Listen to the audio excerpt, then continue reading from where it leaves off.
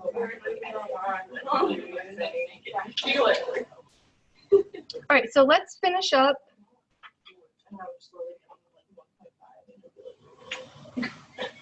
Lecture 19, we were talking about cross matches, right? And so just to review, we talked about the major cross matches, and just so you guys can differentiate between the major cross match and the minor cross match, the major cross match is when you mix donor cells with patient plasma, okay? So anytime you're going to transfuse red cells into your patient, you have to perform the major cross match. Remember, the minor cross match is if you were to take patient plasma, or sorry, patient red cells mixed with donor plasma. The minor cross match is no longer performed because we don't use whole blood as our transfusions anymore. All right, we separate out the components. So the minor cross match is not performed. However, major is required. Okay. All right, and let's review some of the types of cross matches that we talked about. Remember, if your patient has a negative IAT, meaning that they have not any unexpected alloantibodies, we can do an initial spin cross match on them. That's as far as we have to take it.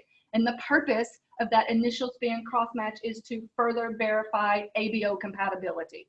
All right, if you were to give a donor unit to a type O patient, you're going to have a 4+ reaction at initial spin. And your first thought, if you have a 4+ reaction during your initial spin cross match, ABO, all right? There's something going on there, all right? If you have a 4+ reaction at initial spin. Not to say if you were to carry on through all the phases, that positive reaction would continue at each phase. So if it's the wrong ABO, it would be 4+ at initial spin, 4+ at 37, 4+ at AHG. All right, and you will see that if you have the wrong ABO, okay? If your patient has a previously identified antibody or your current IAT is positive and you identify an antibody, all 3 phases of the cross match must be completed. Initial spin, 37, and AHG, all right? And that unit must be antigen negative for whatever antibody you identify. Okay, so not only must it be cross-match compatible, but it must be antigen negative. Okay. All right, so now I'm going to throw something else at you. We're going to talk about the electronic cross-match, and there are specific restrictions in order for the electronic cross-match to be eligible for your patient. Okay. What the electronic cross-match is, think about when you receive inventory from your donor center, you log that inventory into your computer system. It knows the unit numbers, it knows the types, it knows the expiration times. You can actually let the computer choose the unit for you, okay? It will choose, the only thing we're checking on that is ABO compatibility. So you're telling the computer my patient is A positive, the computer knows it can choose an A positive or A negative unit, all right? However, you can imagine that there are very strict guidelines in order for that to happen. Number 1, your lab blood bank product management system has to be validated to allow for that capability, all right? So if you don't have a blood bank product management system, you will not be able to do electronic cross matches. You will have to do initial spin every time, okay? The electronic cross match, what it does is it replaces the need for a room temperature or initial spin cross match, all right? If your patient meets all of the specific guidelines, I want you guys to understand these very much. The AABB considers this a valid option rather than the initial spin. The FDA considers this cross-match to be an alternative procedure. All right, so that's why you can do the electronic cross-match if your computer system is validated for it in place of the electronic cross-match. Some advantages of that: increased efficiency. All right, so really the computer is doing the work. It reduces the amount of time required to set up units on a patient. All right, so your turnaround times will be decreased. And it does not use as much patient sample, so not as much patient sample is required for blood bank testing. So if you think about doing cross matches, and especially if your patient's using a lot of products, maybe they're going through a lot of red cells and you're having to initial spin, add plasma to those cross matches, you're going to use quite a bit of sample. All right, so if your patient's eligible for electronic cross match, you can just let the computer set those units up. Okay. All right, so here's your patient requirements. Okay, you have to have an established history on your patient, meaning that you have to have a historical type on file. Not only a historical type, but it has to have been typed by 2 different technologists. All right. That just means that your patient's ABO has been confirmed not once, but twice. All right. There has to be no evidence of any antibody ever identified in that patient's history, and your current IAT must be negative. Okay, so no previous history of antibody, no positive IAT in the history or in your current testing sample. Okay, so you have to have an established history, you have to have a negative IAT, and your history must not include any identification of antibodies. And your computer system must be validated, okay, in order for you to do electronic cross matches.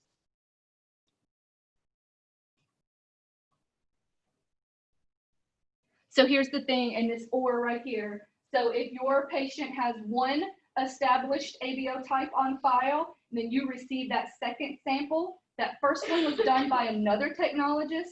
The one you are testing, that is considered your second sample. So then that patient becomes eligible for electronic cross matches. Does that make sense to everybody? So on that first sample, maybe it was done last week. Since they didn't have a previous history, you have to do initial spin cross matches. All right. Once you receive that second sample and it's tested by another technologist and their IAT is still negative, then they can have the electronic cross match performed. Okay.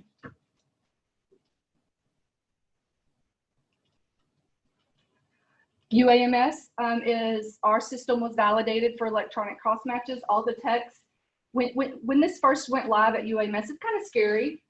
You know, letting the computer pick your unit numbers, saying that that unit's compatible. And all personnel, UAMS would like to welcome our busiest inspectors for today's Joint Commission mock audit. That was loud. Okay.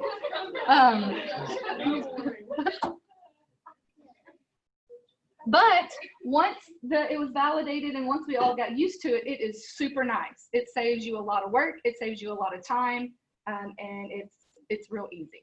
All right. So the electronic cross matches, if your system is validated for that, will save you a lot of time, especially if your patient's in the OR.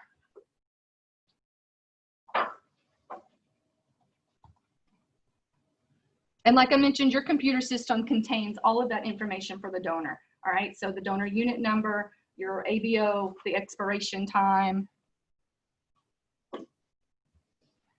and then it will match it to your patient information, to your patient's ABO. So that's the only thing we're comparing in this situation. We're just making sure that the units are ABO compatible.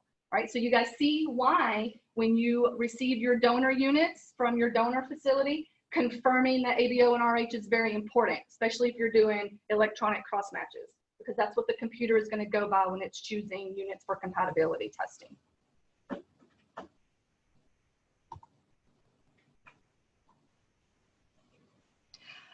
With your computer, with your blood bank product management system, whichever system you might be using, usually it has built-in truth tables, and those truth tables won't let you have an incorrect keystroke. So like if you're doing your front typing and you enter 4+ reaction with your anti-B negative, or 4+ reaction with your anti-A negative with anti-B, and then 4+ with your anti-D, but then you try to interpret that as B pos, the computer's going to say that's not correct, your reactions don't match, and then you have to go back and figure out what you did wrong. Oh, okay, that's A pos, not B pos. All right. Those are your truth tables, and all of your computer systems will have truth tables built in, even on your patient testing as well. So that's the method to verify the correct entry of data.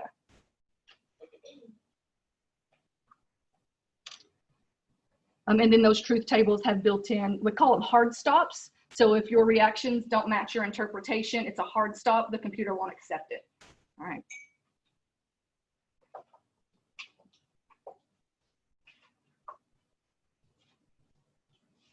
So Sarah asked, if the patient develops an antibody, you can no longer use this as an option. That is correct. If your patient develops an antibody, they have to have initial spin, 37, and AHG cross-match performed, okay? So this is only if there is no antibody in their history and no current antibody, all right? So once that positive IAT pops up on a patient, they will forever have to have initial spin, 37, and AHG. Okay, this is just for those patients that have not been allo-immunized, okay?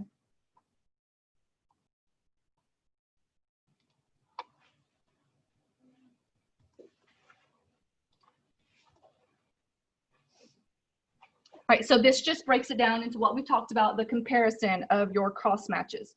All right, so if there's no evidence of any clinical significant antibodies in the current sample or in your historical record, you can do immediate spin cross match. All right, if you have a previous history on file, an ABO done by another tech, then, and your computer is validated, you can do the computer cross match. It replaces the need for initial spin. All right. However, if your patient has a history of an antibody or your current sample IAT is positive, you must follow through initial spin, 37, and AHG cross match. Okay. So those are the three different types of cross matches in BloodBank: electronic, initial spin only, or initial spin, 37, and AHG. Okay. So a good way to remember that is think about when your patient has an antibody, your IAT is positive, you're going to do your panel, you're testing at all three phases as well. You're testing at initial spin, 37, and AHG. Think about the cross match as an extension of your IAT and your panel. It's the same principle. You're just adding different antigens, all right? So our donor cells now become the source of the antigen in the cross match, all right?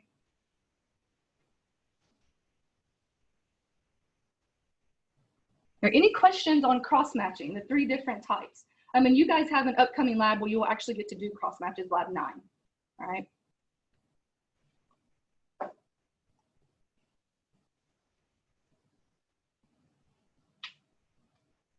And then just here's an overview of how their cross match, the flow will occur in BloodBank, all right? So you're gonna get a request, type in screen, you're gonna do your ABO RH phenotype, no allo antibodies are detected, okay? So no further testing is needed, all right? So your IAT is negative here, you don't have to do a panel, no further testing is needed, that's reported out on the patient, no problem. You can do immediate spin just to confirm ABO, or if you have an established history on your patient and your system is validated, you can do electronic cross-match, okay?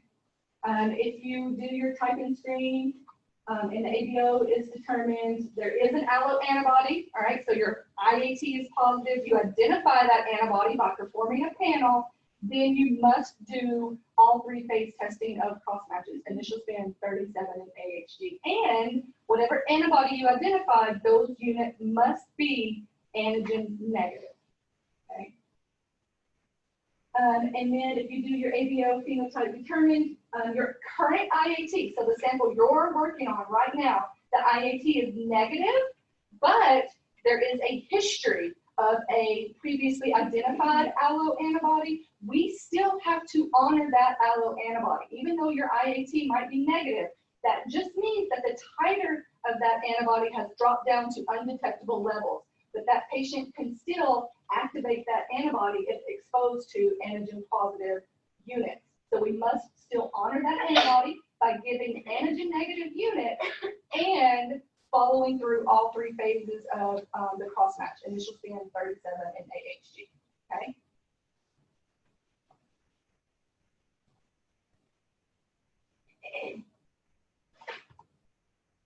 All right, so here's an example. You have a patient who you're performing pre-transfusion testing on. His name is Johnny Depp. He has a negative antibody screen, but he has a previous history of anti-Cal. He's A positive, okay? So based on this information, group A, RH positive, reveals his current IAT is negative. However, he does have anti-Cal previously identified. What type of cross matches are you guys going to do? Can you do electronic cross match on him? No. Would initial span only be a satisfactory cross match on him? No. Because of that previously identified antibody, anti-kel, we have to do initial spin, 37, and AHG. Now, with that being said, you guys remember when you do initial span, 37, and AHG, you're theoretically thinking about the tube method. Okay, you can do cross matches in gel.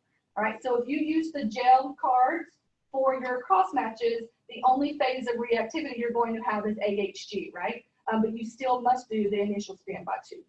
All right, so you will do your initial span, and then you'll use gel for the AHG, but you won't have a 37-degree reaction.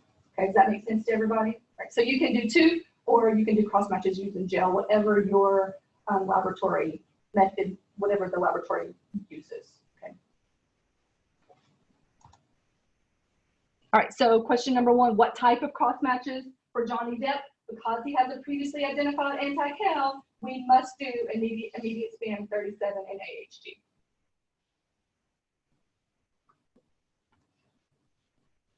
All right, so given that he has a previous history of anti-kel, what type of units would you choose for him to be transfused with? And remember, he is type A positive.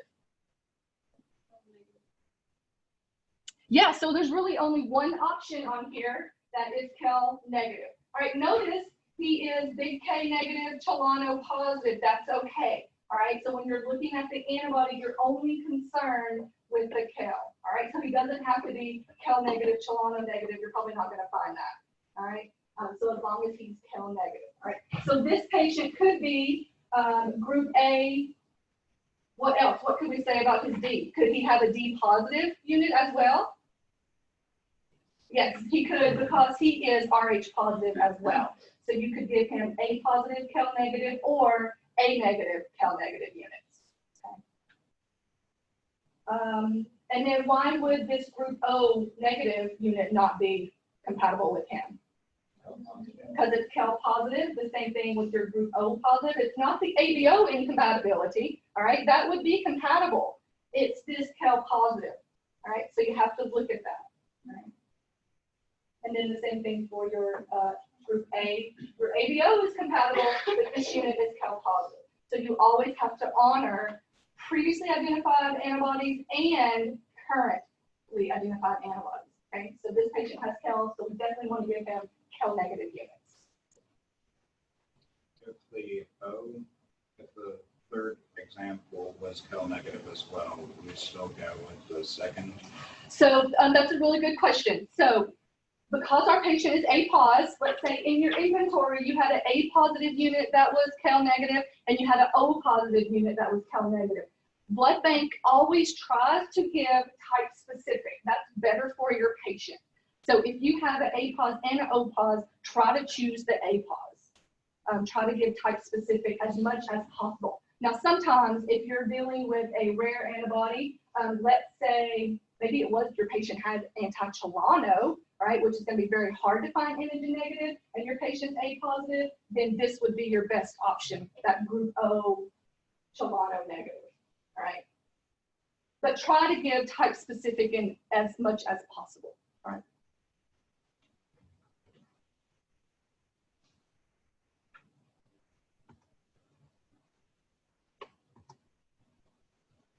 All right, so that concludes all of our compatibility testing, all right? 3 different types. You guys need to know when you can do an electronic cross match, when you can do an initial span cross match, and when you must perform initial span 37 and AHG.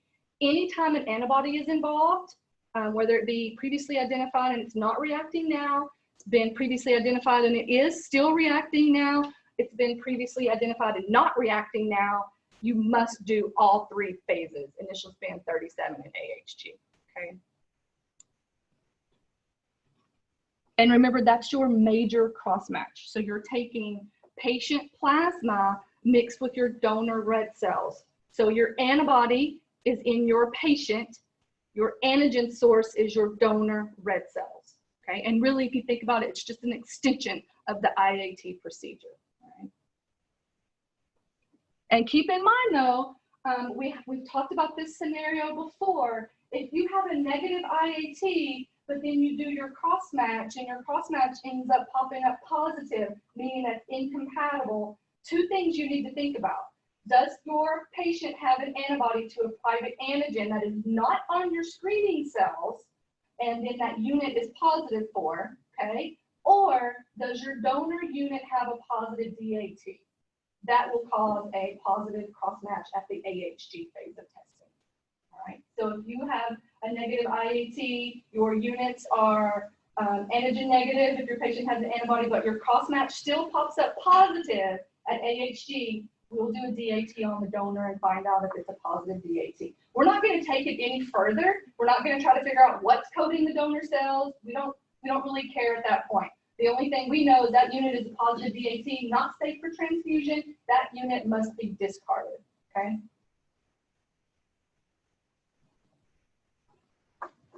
And then again, the electronic cross-match or your computer cross-match, those are terminologies used interchangeable.